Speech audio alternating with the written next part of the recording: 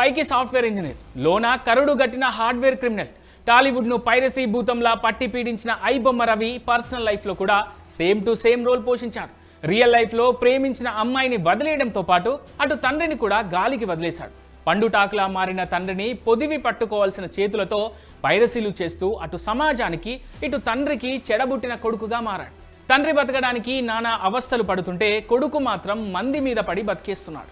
ఐబొమ్మ రవి కోట్లు సంపాదించినా తండ్రికి మాత్రం నయా పైసా సాయం చేయలేదు సరికదా, ఎలా ఉన్నావు తిన్నావా అని ఆప్యాయంగా అడగడం కూడా మానేశాడు. వృద్ధాప్యంలో తండ్రికి తోడుగా ఉండాల్సిన చేతులు సినిమాలు పైరసీ చేయడంలో బిజీగా మారిపోయాయి. నా మట్టుకు నేను ఇక్కడ ఏదో బతుకుతున్నాను. నాకు ఇంకా రెండో ప్రపంచం లేదు. నేను వండుకుంటే తెచ్చుకుంటే తినడం, లేకపోతే పస్తు ఉండటమే. మీ అబ్బాయి చూస్తే విదేశాల్లో ఉన్నారు, కోట్లు సంపాదించాలని చెప్తున్నారు. మీరు చూస్తే ఇలా మీతో పరిచయం లేదా? నాకు పరిచయం ఉంది. అవసరానికి ఫోన్ చేస్తే ఎత్తాడు కానీ ఆడు మంచి చెట్లు మనం చెప్పడం, మనం మంచి చెట్లు చెప్పడం. చెప్తే నాకు బాగాలేదని చెప్తే మాత్రం ఎందుకు వేస్ట్ కదా. నాకు బీపీ ఉంది, షుగర్ ఉంది, గ్యాస్ట్రిక్ ఉంది. వీటికి అంటికి నాకు 10,000 వస్తున్నాయి మందులకి. ఎలాగ వస్తుందో మందులు మీరు అడగవచ్చు డబ్బులు.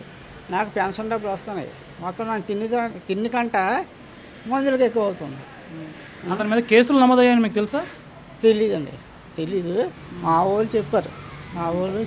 చెప్తే అనుకున్నాను. తర్వాత నేను టీవీలో వార్తలు చూశాను.